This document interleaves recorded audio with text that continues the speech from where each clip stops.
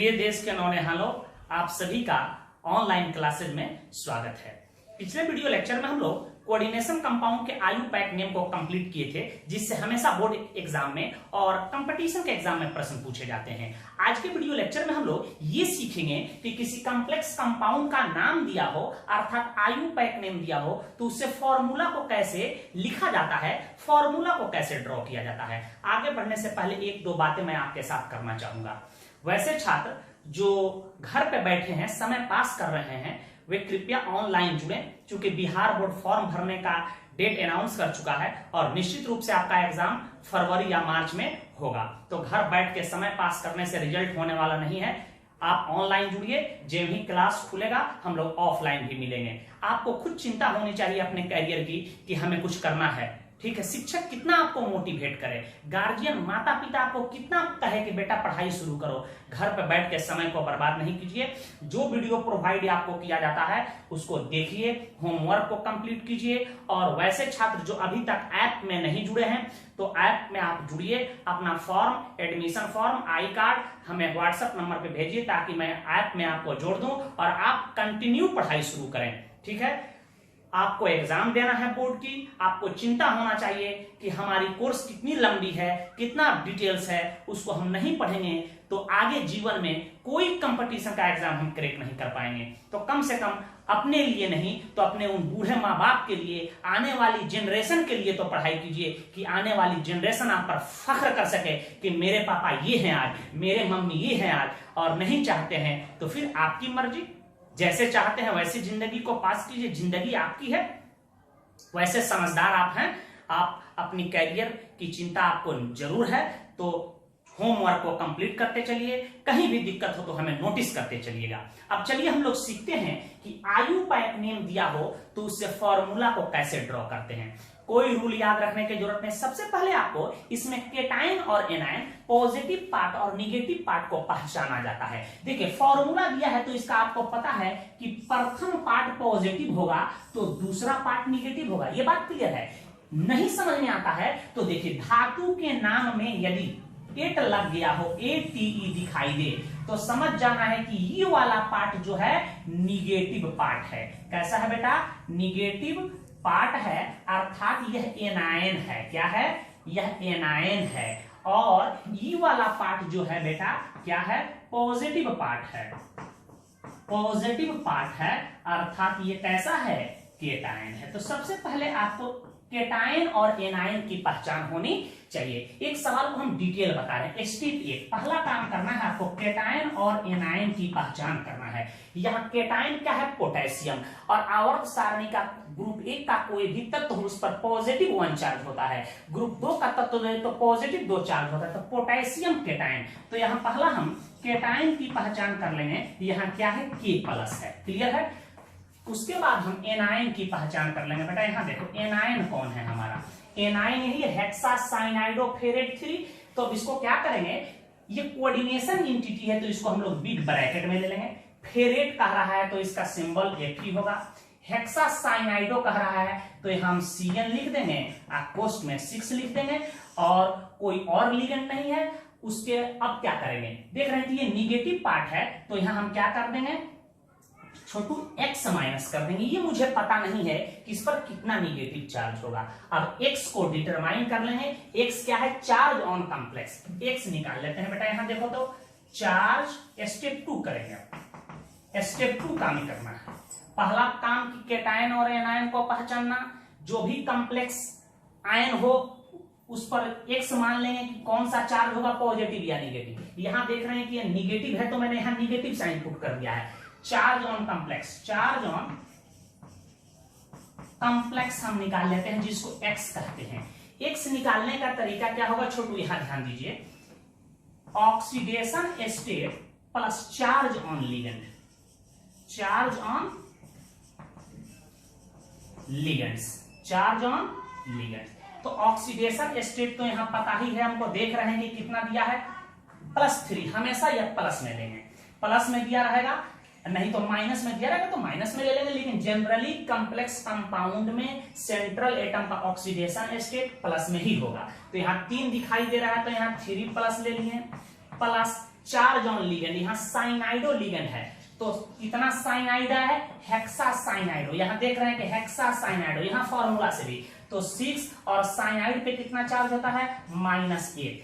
X का value निकल रहा है बेटा देखो, तो -6 में से 3 गया -3, एक्स का वैल्यू निकल गया हमारा -3। तो हमारा यहाँ एनायन क्या हो गया बेटा, यहाँ देखो, इसलिए कॉम्प्लेक्स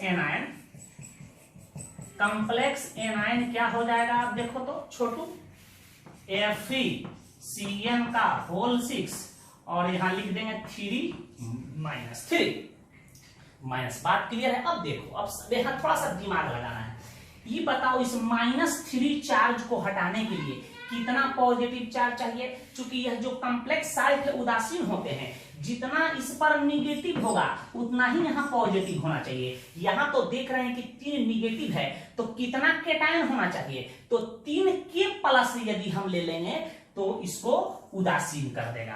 तो एक बात हम समझने की यहां लिख देते हैं कि इस कॉम्प्लेक्स को उदासीन करने के लिए, समझने के लिए मैं लिख रहा हूं, भाषा लिखने के जो उदासीन करने के लिए 3 के प्लस की आवश्यकता पड़ेगी।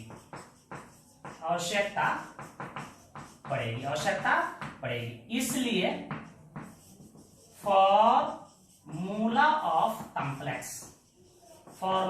कॉम्प्लेक्स कैसे निकल जाएगा बेटा, K3, तो यहां लिख देंगे K3 FeCN का होल 6। यहां देखो, यहां 3 माइनस था और यहां +1 था, तो 3 एकम +3 और -3 कट गया और हमारा यह आंसर हो गया। बात आप समझ चुके होंगे, इसे नोट करें, एक और बता रहे हैं, क्लियर हो जाएगा। इस कॉम्प्लेक्स का फॉर्मूला ड्रॉ करना है। सबसे पहला काम केटायन और एनायन को पहचानना। यहां देख रहे हैं कि ये फर्स्ट पार्ट है, ये पॉजिटिव होगा, तो ये सेकंड पार्ट है निगेटिव होगा। इतना बात अपने मन में समझ लेना है छोटू।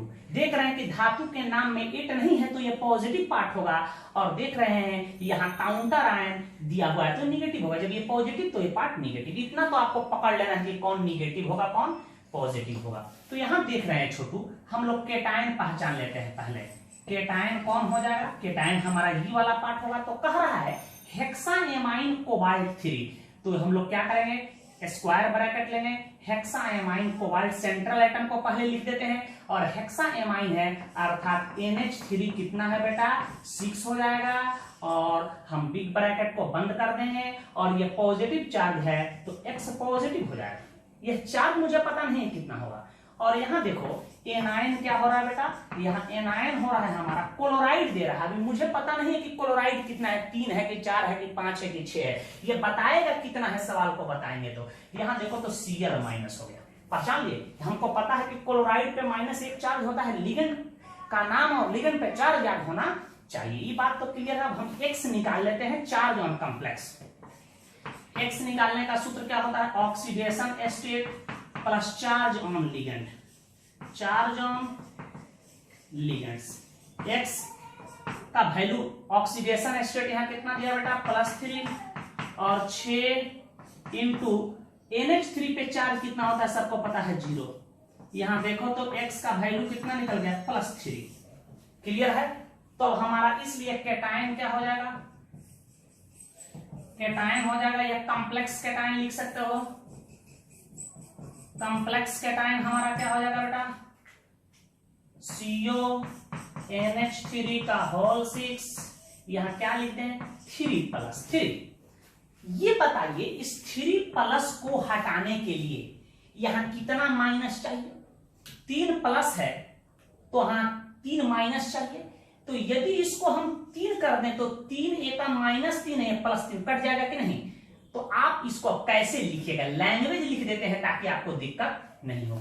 लिख सकते हैं कि इसे उदासीन करने के लिए, जिसको हिंदी में अंग्रेजी में न्यूट्रल कहते हैं, उदासीन करने के लिए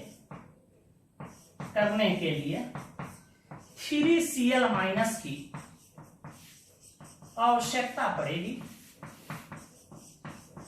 पड़ेगी। इसलिए कॉम्प्लेक्स का फॉर्मूला आप डायरेक्ट बना सकते हो, तो बनाने की प्रोसेस में बता दिया। CO NH3 का होल 6 Cl3 हो जाएगा। अब 3Cl को लिखेंगे Cl3।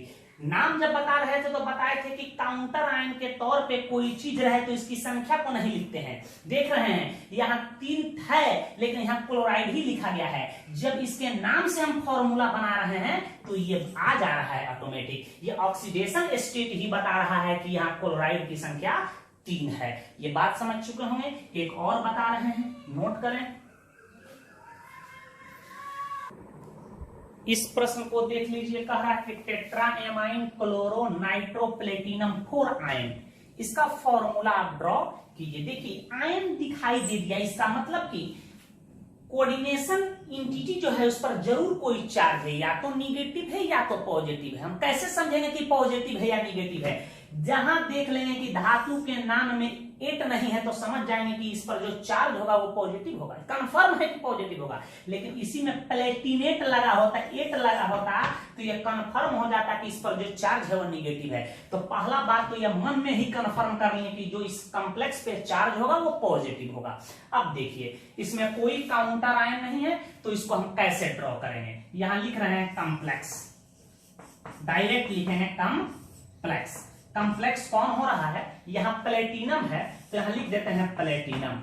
यहाँ टेट्रा एमाइन है तो यहाँ लिख देते हैं NH3 का होल 4। उसके बाद क्लोरो है तो Cl, उसके बाद नाइट्रो है तो आप NO2 लिख सकते हो।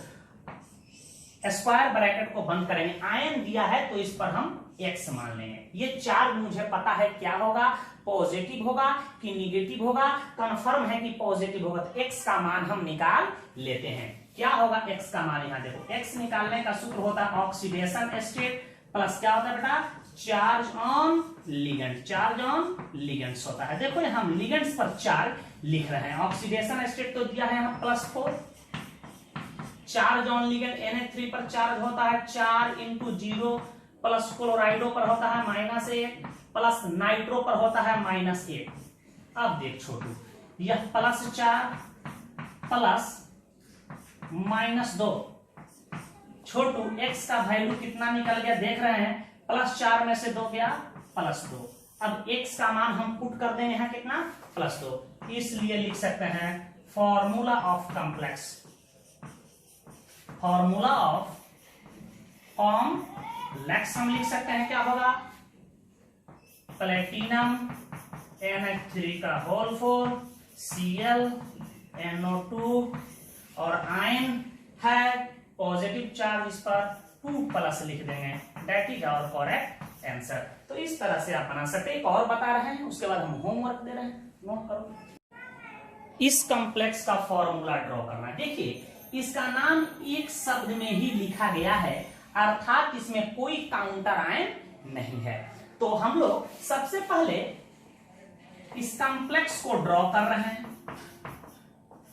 देखिए कह रहा है कि कोबाल्ट का यौगिक है तो कोबाल्ट, टेट्रा एमाइन है तो NH3 का होल 4 लिख देते हैं। कहां से लिख रहे हैं? Tetra amine. फिर कह रहा है बोरोमाइडो है इसमें तो बोरोमाइडो Br लिख देते हैं। फिर कह रहा है डाइक्लोराइडो तो Cl2 लिख देते हैं। ब्रैकेट बंद, ब्रैकेट बंद। और यहाँ कोबाल्ट की ऑक्सीडेशन स्टेट 3 है हमको, तो इस पर चार्ज होगा कि नहीं होगा? X मान लेते हैं। चार्ज को डिटरमाइन करें, चार्ज होगा कि नहीं होगा। अब छोटू यहां देखो, हम लोग X निकाल लेते हैं। यहाँ ऑक्सीडेशन स्टेट कोबाल्ट का कितना है बेटा? +3। चार्ज ऑन लिगेंड 4 × 0 NH3 का 0 होता है। ब्रोमाइडो का -1 2 × -1, इसी को हम लोग कहते हैं बेटा क्या? क्लोराइडो। अब देखो यहाँ ये +3 +-3, X का वैल्यू 0 आ गया। इसका मतलब कि इसके ऊपर कोई चार्ज नहीं है, इसलिए क्या लिख सकते हैं? फॉर्मूला ऑफ कॉम्प्लेक्स क्या आ जाएगा बेटा?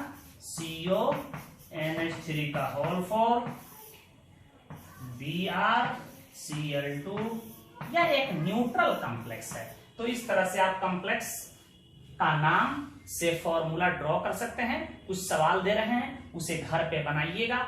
यदि केटायन एनायन यदि संतुलित एक दूसरे को नहीं कर रहे हो तो उसकी संख्या को बढ़ाया घटाया भी जा सकता है किसी किसी सवाल में। उसके बाद हम कॉम्प्लेक्स कंपाउंड की यूजेज बता रहे हैं जो बहुत ही महत्वपूर्ण है।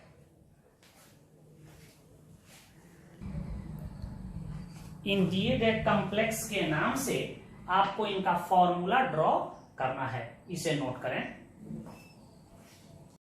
चलिए तो हम लोग कुछ कॉम्प्लेक्स कंपाउंड के महत्वपूर्ण यूज देख लें। पहला यूज से बार बार बोर्ड एग्जाम में प्रश्न पूछे गए हैं कि Cu2Fe6 एक कॉम्प्लेक्स कंपाउंड है। इसका प्रयोग सेमी परमिएबल मेम्ब्रेन अर्धपारगम्य झिल्ली बनाने में किया जाता है। इससे अर्धपारगम्य झिल्ली बनाया जाता है। अर्धपारगम्य झिल्ली क्या है देखिए, यदि चीनी और पानी को घोल दिया जाए और अर्धपारगम्य झिल्ली को लगा दिया जाए तो केवल याद रखिएगा पानी के कण ही आर पार उसको कर पाएंगे, चीनी के कण आर पार नहीं। तो कह सकते हैं कि वैसी झिल्ली जिससे केवल विलायक के कण ही आर पार होते हैं, विलीय के कण आर पार नहीं होते हैं, उसे सेमी परमिएबल मेम्ब्रेन कहा जाता है। जब हम लोग सॉल्यूशन चैप्टर पढ़ेंगे वहां ओस्मोसिस पढ़ेंगे, परासरण क्या है, तो वहां इसका डिटेल अध्ययन करेंगे कि मेम्ब्रेन कितने होते हैं, मेम्ब्रेन कितने प्रकार के होते हैं। सेमी परमिएबल मेम्ब्रेन भी, ये भी दो प्रकार के हो जाते हैं, एक होते हैं आर्टिफिशियल, एक होते हैं नेचुरल। हम एग्जांपल के तौर पे कोई पूछे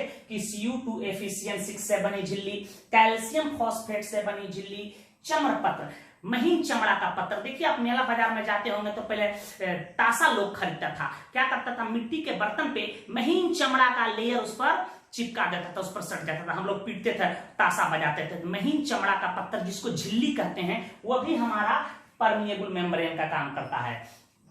ठीक है, अंडे की झिल्ली, बॉयल अंडा को देखिए फोड़िएगा तो एक उसका खोइया दिखाई देता है, उसके नीचे भी एक महीन झिल्ली होती है। ठीक है, उस महीन झिल्ली को हम लोग हटा देते हैं तो उजला अंडा निकलता है। तो वह महीन झिल्ली भी सेमी परमिएबल मेम्ब्रेन का काम करेगा। लेकिन अंडे की झिल्ली, चमड़पत्र जिसको पार्चमेंट पेपर कहते हैं, इस सब का प्रयोग केमिस्ट्री में नहीं किया जाता है। एनिमल ब्लडर, जो जानवरों के आमाशयों से झिल्ली निकलती है, मूत्र की थैली होती है, वो भी सेमी परमिएबल मेम्ब्रेन का काम करता है। भैंस, बकरी जब बच्चा देती है तो लोग देखिए गांव में कहता है कि झाड़ गिरा दी है, इतना बड़ा उसके पेट से ब्लडर निकलता है। तो वो जो ब्लडर जो होता है बेटा, वो भी अर्धपारगम्य झिल्ली का कार्य करेगा, लेकिन इनका प्रयोग केमिस्ट्री में नहीं किया जाता है। एक बात और याद रखिएगा, कई बार बोर्ड एग्जाम में पूछ दिया ऐसे बिहार बोर्ड में कि अर्धपारगम्य झिल्ली का सूत्र होता है तो Cu2Fe6। इस कंपाउंड से बनी झिल्ली का प्रयोग कभी भी अजलीय विलयन में नहीं किया जाता है, क्योंकि यह अजलीय विलयन में घुल जाता है, याद रखिएगा। तो पहला बात याद रखिए, अर्धपारगम्य झिल्ली का कभी कभी सूत्र पूछ देता है बिहार बोर्ड में डायरेक्ट, तो इसका फॉर्मूला होगा Cu2Fe6। और अर्धपारगम्य झिल्ली का परिभाषा भी बिहार बोर्ड में कई बार पूछा गया है कि वैसी झिल्ली जिसे विलायक के कण ही आर पार होते हैं, विलीय के नहीं, उसे अर्धपारगम्य झिल्ली कहा जाता है। एक दो एग्जांपल दे दीजिएगा। दूसरा कॉम्प्लेक्स कंपाउंड है विल्किंसन कैटलिस्ट। इसको हम बताए भी थे ट्रांजिशन एलिमेंट में। इसका प्रयोग एल्कीन के हाइड्रोजिनेशन में किया जाता है। यह रोडियम का कॉम्प्लेक्स कंपाउंड होता है। इसका फॉर्मूला भी आपको हम बता चुके हैं, तो इसे नोट करें, आगे हम बता रहे हैं। कुछ और जटिल यौगिकों का प्रयोग देख लेते हैं। प्रूशियन ब्लू है, इसका फॉर्मूला ऑलरेडी पढ़ेंगे। आयरन का एक कॉम्प्लेक्स कंपाउंड है। फिशर साल्ट, जिसको हम लोग इंडियन येलो या कोबाल्ट येलो के नाम से जानते हैं, कोबाल्ट का कॉम्प्लेक्स साल्ट है। इसका प्रयोग हम लोग पिगमेंट के रूप में करते हैं, रंग के रूप में। याद रखिएगा, यह येलो कलर का होता है, येलो कलर का होता है, और यह डीप ब्लू रंग का होता है। इसको बर्लिन ब्लू के नाम से भी हम लोग जानते हैं। इसका कई नाम होता है जो आपको पहले ही बताया जा चुका है। इसी प्रकार सोडियम नाइट्रोक्लोराइड का आप नाम सुने हैं। इसका प्रयोग मेडिसिन बनाने में, ब्लड प्रेशर को कम करने की मेडिसिन बनाने में इसका प्रयोग किया जाता है। ठीक है, चौथा इसका प्रयोग देखिए, जटिल यौगिकों का प्रयोग इलेक्ट्रोलाइट वैद्युत अपघट्य के रूप में इलेक्ट्रोप्लेटिंग में व्यवहार किया जाता है। धातु के लेप चढ़ाने को ही इलेक्ट्रोप्लेटिंग कहते हैं। जैसे आप सुने होंगे कि जाओ इस गहना पे सोना का पानी चढ़वा के लाओ, तो सोनार क्या करता है, चांदी का कोई गहना होता है उस पर सोना का पानी चढ़ा देता है। तो देखो, चांदी का लेप चढ़ाने में हम लोग इस जटिल यौगिक का प्रयोग इलेक्ट्रोलाइट के रूप में करते हैं, KAgCN का होल 2 याद रखिएगा। सोना का लेप चढ़ाना हो तो KAuCN का होल 2, कॉपर का लेप चढ़ाना हो तो KCuCN का होल 4। कभी कभी ये कंपाउंड पूछ दिए जाते हैं, इनको याद रखिएगा। देखिए जैविक तंत्रों में, मानव जीवन में या पेड़ पौधों में, जानवरों में जटिल यौगिकों का बड़ा ही महत्व है। जैविक तंत्रों में जटिल यौगिकों की भूमिका महत्वपूर्ण है। जैसे क्लोरोफिल का आप नाम सुने हो, ये हरे पेड़ पौधे के पत्तों में होते हैं, इसी के कारण पत्ते हरे दिखाई देते हैं। यह मैग्नीशियम का +2 का जटिल यौगिक होता है। तो क्लोरोफिल में कौन सा धातु पाया जाता है? मैग्नीशियम।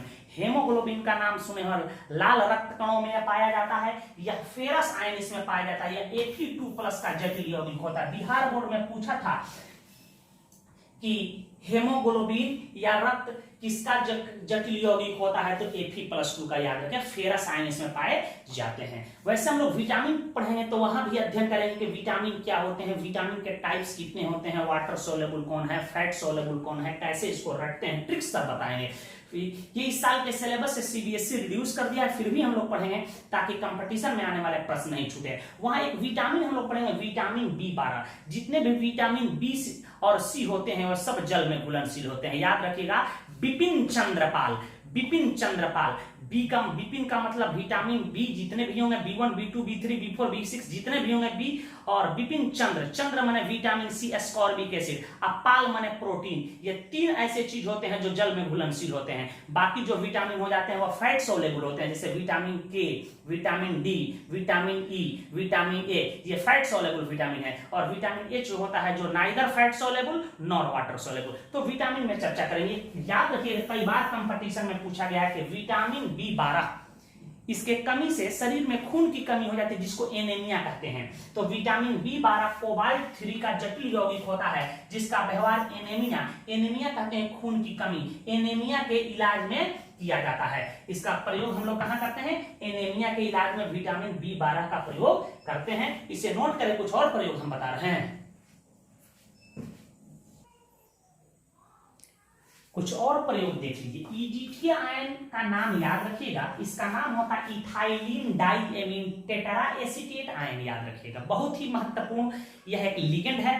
बताए थे कि यह पॉलीडेंटेट लिगेंड है। जहां लिगेंड की चर्चा किए हुए थे वहां इसके स्ट्रक्चर भी बनाए थे, स्ट्रक्चर भी एग्जाम में पूछा जाता। तो EDTA आयन जो होता है, याद रखिएगा, इसका प्रयोग लेड पॉइजनिंग, लेड के द्वारा जो जहर फैल जाता है उसके इलाज में इसका प्रयोग किया जाता है, तथा जल की कठोरता ज्ञात करने में इसका प्रयोग किया जाता है। क्योंकि कठोर जल में कैल्शियम और मैग्नीशियम उपस्थित होते हैं या इसके लवण उपस्थित होते हैं, तुरंत EDTA आयन इससे संयोग करके अपने जटिल यौगिकों का निर्माण कर लेता है, जिसके फलस्वरूप हम लोग जल की कठोरता आसानी से लैब में ज्ञात कर सकते हैं। तो कई बार पूछा गया है कि EDTA आयन का प्रयोग कहां करते हैं? जल की कठोरता ज्ञात करने में, और दूसरी बात लेड पॉइजनिंग के इलाज में।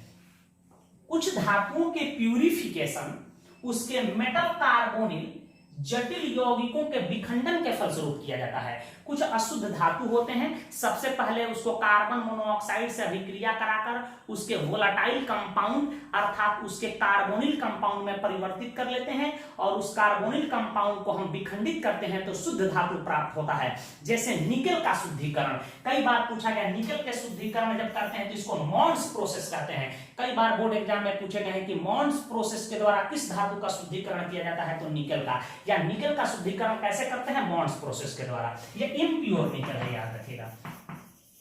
इम्प्योर निकेल को कार्बन मोनोऑक्साइड से अभिक्रिया जब कराई जाती है तो एक वोलाटाइल कंपाउंड बनता है निकेल टेट्रा कार्बोनिल निकेल 0। यह वोलाटाइल कंपाउंड होता है। इसे 450 से 470 केल्विन पे जब हम लोग गर्म करते हैं तो विखंडित हो जाता है और प्योर निकल प्राप्त होता है और अशुद्धियां बाहर निकल जाती है। इसी प्रक्रिया को हम लोग मॉन्ट प्रोसेस कहते हैं। जब हम लोग मेटलर्जी चैप्टर को पढ़ेंगे तो वहां अध्ययन करेंगे। वैसे इस साल CBSE मेटलर्जी चैप्टर को सिलेबस से रिड्यूस कर दिया है, फिर भी समय बचेगा तो उस चैप्टर को हम लोग पढ़ेंगे, चूंकि बहुत ही महत्वपूर्ण चैप्टर है। तो याद रखिएगा निकल का शुद्धिकरण कैसे करते हैं? मॉन्स प्रोसेस के द्वारा। एक ऑब्जेक्टिव क्वेश्चन दिमाग में बैठा लीजिएगा। देखिए, सोना चांदी का जो एक्सट्रैक्शन होता है, एक्सट्रैक्शन को हिंदी में कहते हैं निष्कर्षण। किसी भी धातु के अयस्कों से धातु प्राप्त करने की जो प्रक्रिया होती है, कच्चे धातु प्राप्त करने की जो प्रक्रिया होती है, उसी को निष्कर्षण कहा जाता है। आगे सब अध्ययन करेंगे, मैट्रिक में सुने होंगे। तो साइनाइड प्रोसेस के द्वारा सोना चांदी का निष्कर्षण, एक्सट्रैक्शन उसके कॉम्प्लेक्स कंपाउंड में परिवर्तित करके ही किया जाता है। तो ये कई बार क्वेश्चन पूछा गया है कि साइनाइड प्रोसेस के द्वारा किस धातु का निष्कर्षण किया जाता है। दे देगा लोहा, एल्युमिनियम, कोबाल्ट, सोना, चांदी। तो आपका उत्तर होगा सोना या चांदी। सोना चांदी का निष्कर्षण हम लोग किस विधि से करते हैं? साइनाइड प्रोसेस के द्वारा। साइनाइड प्रोसेस क्या है? जब हम लोग मेटलर्जी पढ़ेंगे तो वहां इसका विशेष चर्चा करेंगे। आगे और भी आप यूज लिख सकते हैं 9 नंबर में चाहे तो, कि सोडियम नाइट्रोक्लोराइड का प्रयोग हम लोग मेडिसिन बनाने में करते हैं। तो ये कुछ जटिल यौगिकों का महत्वपूर्ण प्रयोग है जो हम लोग देखें। नेक्स्ट हम लोग कुछ ऑब्जेक्टिव क्वेश्चन आपको दे रहे हैं, उसका उत्तर आप कमेंट बॉक्स में मुझे जरूर दीजिएगा। नेक्स्ट वीडियो लेक्चर में हम लोग कोऑर्डिनेशन कंपाउंड के स्ट्रक्चर और उसके बॉन्डिंग संबंधित 3 थ्योरी का अध्ययन करेंगे। Warner theory, valence bond theory, crystal field theory. उसके बाद हम इसके आइसोमेरिज्म पार्ट को देखेंगे। देखिए इस साल सीबीएसई जो क्या किया है, आइसोमेरिज्म पार्ट को हटा दिया है। तो हम लोग पहले थ्योरी पढ़ लेंगे, उसके बाद कॉम्प्लेक्स कंपाउंड के हाइब्रिडाइजेशन कैसे कैलकुलेट करते हैं वो सीखेंगे, उसके मैग्नेटिक प्रॉपर्टी, उसके कलर प्रॉपर्टी आदि की चर्चा हम लोग डिटेल करेंगे। तो पहले आप इसे नोट करें, कुछ ऑब्जेक्टिव क्वेश्चन हम दे रहे हैं। इन छोटे छोटे मल्टीपल चॉइस क्वेश्चन का उत्तर मुझे आप कमेंट बॉक्स में दीजिएगा जरूर। निकल का प्यूरिफिकेशन किया जाता है। जब हम लोग प्यूरिफिकेशन देखेंगे मेटलर्जी में तो डिटेल अध्ययन करेंगे कि वन आर्गेल मेथड क्या है, ठीक है, मॉन प्रोसेस क्या है, वेपर फेज रिफाइनिंग क्या है, तमाम विधियों का हम लोग अध्ययन करेंगे। ठीक है, विटामिन बी 12 में पाया जाता है। इसी प्रकार पूछेगा कि हेमोग्लोबिन में पाया जाता है। ठीक है, क्लोरोफिल में किसका जटिल यौगिक होता है, सब याद रखिएगा। फिशर साल्ट या इंडियन येलो है, इसमें सूत्र पहचाना है। सेमी परमिएबल मेम्ब्रेन का सूत्र है, यह बिहार बोर्ड में पूछा जा चुका है। तो ये सब उत्तर आप दे दीजिएगा। जो थ्योरी क्लियर पढ़ लिया उसको कोई भी ऑब्जेक्टिव क्वेश्चन का उत्तर देने में कहीं कंफ्यूजन नहीं होगा। 4-5 सूत्र जरूर याद रखिएगा। प्रूसियन ब्लू का, इंडियन ब्लू का, सोडियम नाइट्रोक्लोराइड का, सोडियम फेरोसाइनाइड का, सॉरी पोटेशियम फेरोसाइनाइड का, पोटेशियम फेरिसाइनाइड का, इसके अलावा ब्राउन रिंग कॉम्प्लेक्स का। कभी कभी भाई हम ये सब पूछे जाते हैं। पीछे वाले काफी ऑर्गेनिक का जो नोमेनक्लेचर पढ़ाए हैं, जो पीछे का बेसिक बात बताए हैं, उसको रिवीजन करते रहिएगा। हम लोग नेक्स्ट एपिसोड में मिलेंगे। धन्यवाद।